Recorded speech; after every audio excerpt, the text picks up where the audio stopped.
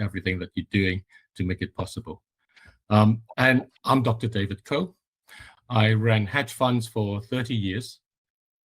Since COVID, I've been working with grassroots communities. And this is because I realized that from the hedge fund world, the investment world is actually not going to be able to provide the answers to the challenges and the problems that we face.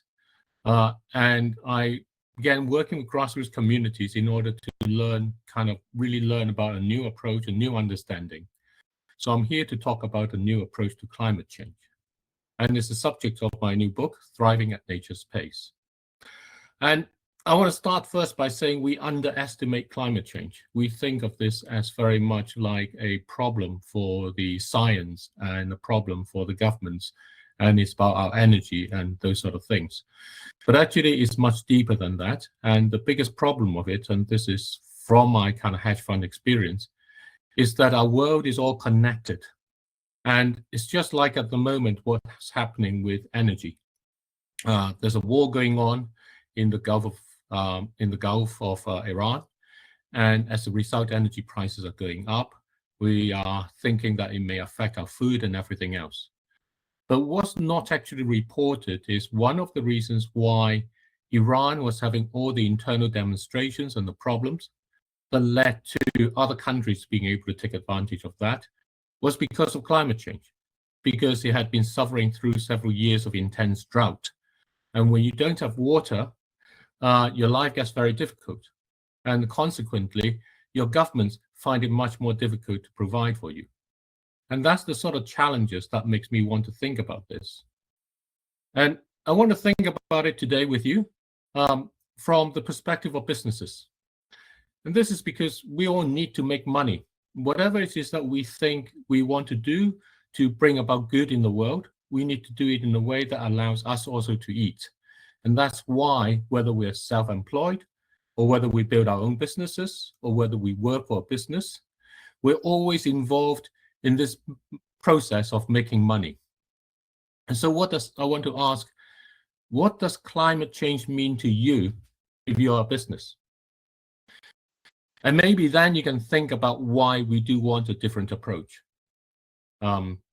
So let's start by asking what happens if you were flooded out of your home. And, we've seen floods in many countries in the recent past, in the recent years. And this is something that we can quite readily imagine happening. We've seen quite strong rains and strong winds and all the rest of it. And the question is, if you were flooded out of your home, is that going to make it easier or harder for your business to carry on? Now, that's worth thinking about. But what happens if you are okay, but it's actually someone who works for you, one of your staff who's flooded out of your home? How would that make that? Would it be in the same way? Would it be even more important? And ultimately, where it comes down to is what happens if it's your customer who's flooded out of your home? Because a lot of our businesses have customers which are far away, especially in today where many things are digitized and so on. So it means that we're going to be impacted by what happens far away in the world in the way that we never were, because our customers live there. Would being flooded out of their home mean that they're actually going to have more money to spend, in which case it's great? Or is it more likely that they're going to have to tighten their belt? At the end of the day, this is what everything boils down to. Whether you'll be able to make enough profit to stay around. And if your business can't do that, then you won't be able to help people in the way that you want. And that's why I think it's worth thinking about a new approach. So how can you stay sufficiently profitable even with climate change? There are generally two ways to go about this. On the one hand, what you can do is increase your revenues. And on the other hand, what you typically do is you try and cut your costs. And I want to tell you that actually neither of these two ways is actually going to work. And that's because climate change and adjusting to it is a moving target. Just when you think you're getting somewhere, climate change is going to move on to another phase and it's going to make it worse again. So if you're spending money to try and increase your revenue, you may find that you're going to have to keep spending again, and eventually you run out. And if you're cutting costs in order to try and cope with what's going on, that may work as a one-off, but if you keep cutting, you're going to find you're going to end up with nothing left to cut. So what you need to do instead is to be more intentional. And we've heard this in a lot of the conversations so far. I've been listening on since the early morning. And very much one theme that comes out from their personal stories is how they are themselves. And for business, that's the same too. You need to be more intentional because every business delivers a value proposition. If it doesn't deliver this, then all that a business does is to sell goods or services that another business can just as well sell. And that means that there's no reason for your customer to come back to you, which is why if they do come back to you, they're actually seeing something in you that's more than just the widgets or the services that you're offering. And that's your value proposition. To be more intentional means to make sure that everything you do is focused to delivering this value proposition. And there's one more step that you need, and that is that this value proposition has to be also your own motivation.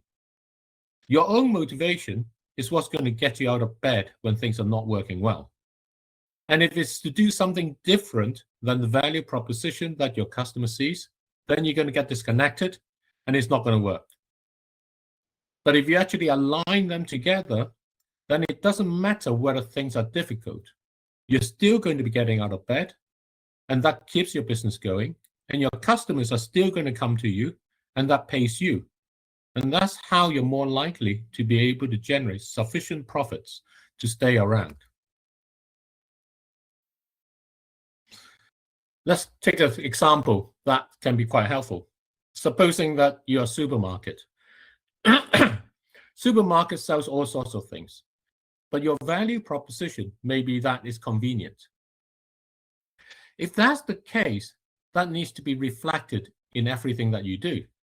That means that when the customers go into your shops, it's convenient for them to find their things. When they go on your website, it's actually quite a pleasure and convenient to navigate through. It also means if there are problems and complaints, that actually that's very convenient for your customers in how you can deal with them so that they feel you've made their day a bit easier. And that is important because you need to let your customer know that you know what they want. So your slogans need to say that. Maybe it says, make every day an easier day for you. And that then needs to become your passion. So while you have a think about that, I want to actually then add, there's one more thing you need to add on to this. Because is it necessary that you're more intentional in your business? But if you really want to thrive with climate change, that's not going to be enough. Climate change is going to keep getting worse. And as I described, the consequences of it is social. It is not quite the energy and those sort of things. It's the social consequences, social unrest, and that always affects businesses. So if you can't find a way to put a lid on it, then it's ultimately going to become too much.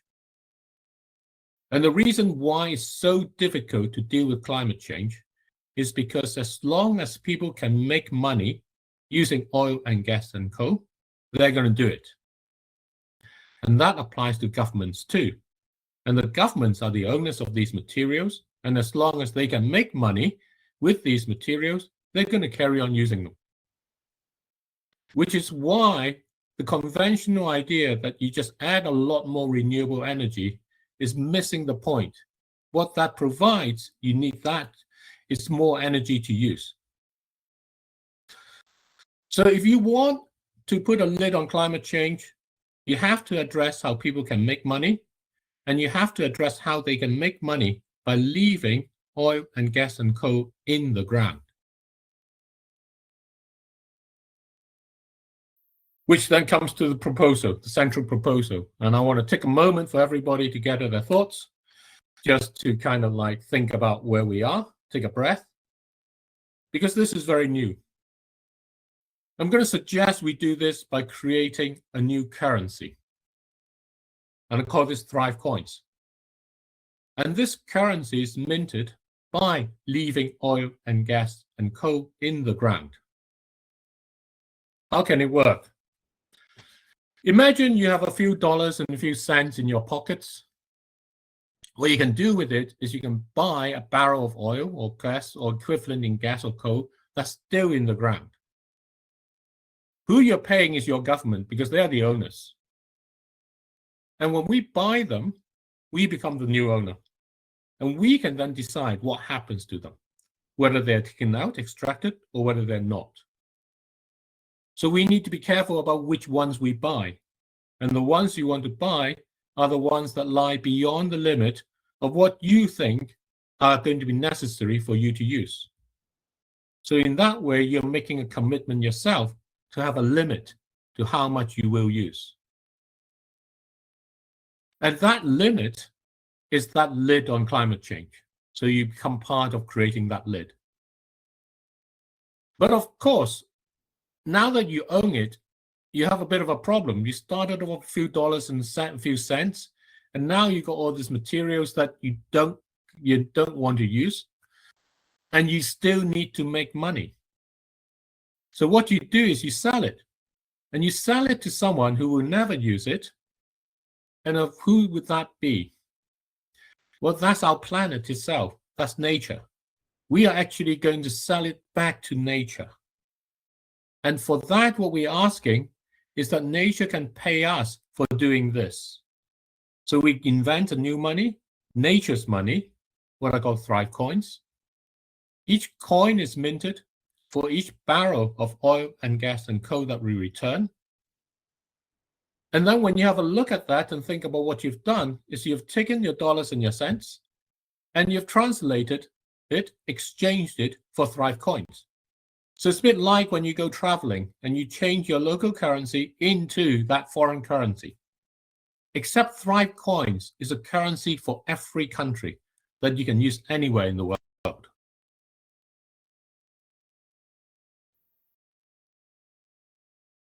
We come back to this. So let's think about an example of how you can actually make money with Thrive Coins. What matters is that people can use it.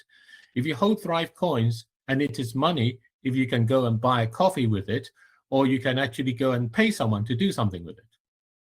So supposing you're that supermarket again, and you probably have a loyalty program.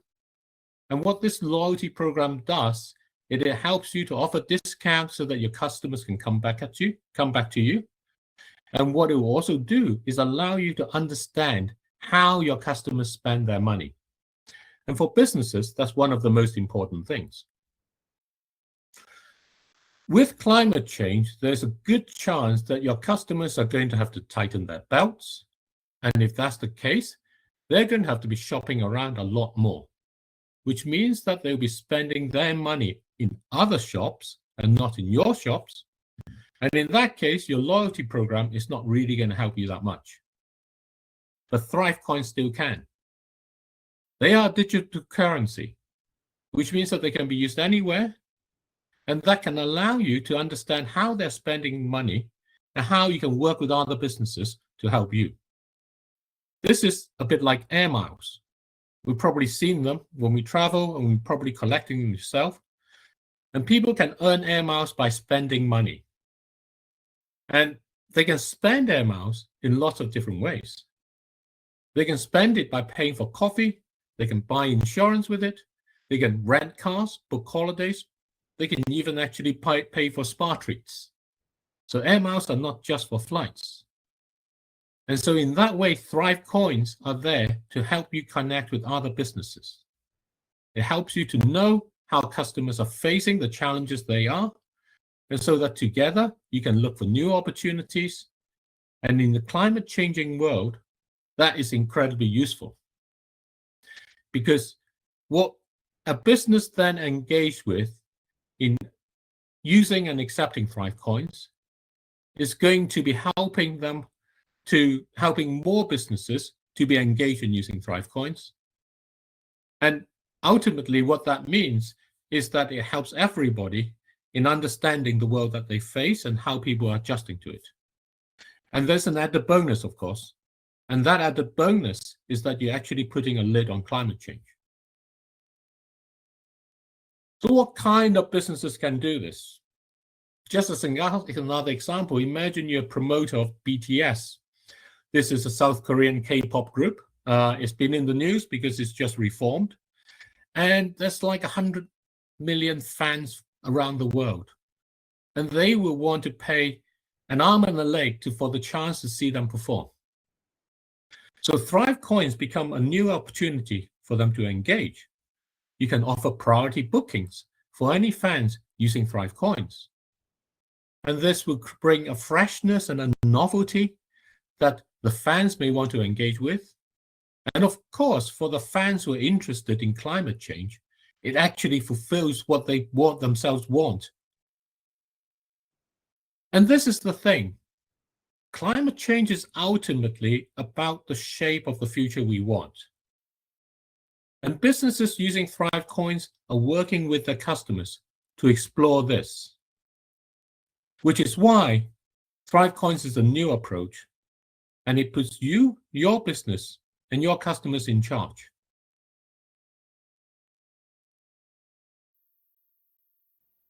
So what do we do? How do we do this? When can we start? And the answer is we shouldn't wait too long. We don't need to worry about all the details because the details can always work themselves out. What matters is that we start somewhere because we always have to do that. And now is as good as a place to start. And what's more important is that climate change is only going to get worse. That makes it like boiling a frog. At some point, the frog is going to have to jump. But if it leaves it too late, then it may be too late to jump. And we need to remember climate change hurts us by hurting others. So even if we think we're relatively safe, our customers may not be.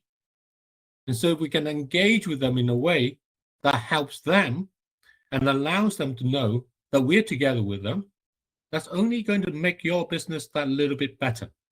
And it's more likely to help you to deliver your value proposition, help you to be more intentional.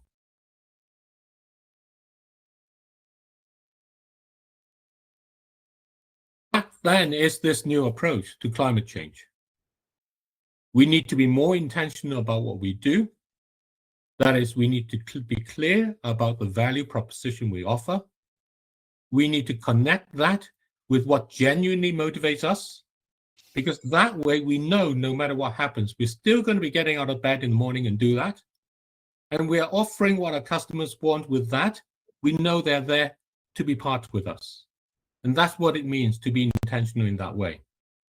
But that alone is not enough, because as long as people can make money from oil and gas and coal, they're going to use it, which is why we need a new currency. And when we use this currency, when we make money with this new currency, we're making money with nature as our partner. And that's how we can have a lid on climate change. And that's how we're going to thrive through it. So I'm Dr. David Koh. I ran hedge funds for 30 years. And since COVID, I've been working with grassroots communities. My call to action is quite simple. Connect with me. I'm on LinkedIn, or you can email me. And check out my books, Thriving at Nature's Pace and The Unsustainable Truth. And I want to thank you for your time. And please feel free if you have any questions. Okay, thank you so much for your wonderful presentations. It's a it's a really to nowadays it's very important to regard the nature and all the things. Like I don't get any question from, but I have one question from my side. Like, does green always mean expensive? I think what we mistake is the question between the value we want to pay and the number we have on the label for the goods. And very often, the value we want to pay, this is the value proposition, is that you're actually paying for more than just the goods. And if you can demonstrate as a business that that is genuine, that is real, and you do get more than the goods, then the price you're going to pay is going to be a better price. When you look just simply as a business to say, I'm cheaper and I can do that, then you're selling a different story to your customer. You're saying, all I'm doing is looking after your wallet, but I don't actually look at your values. So this is the way I would say, it's not always better to pay more, because there are people who just want to charge more without you offering genuinely anything more. But what really matters is actually, what does the goods or the services that this person is providing represent? How is this person actually making the effort to bring that little bit more to it?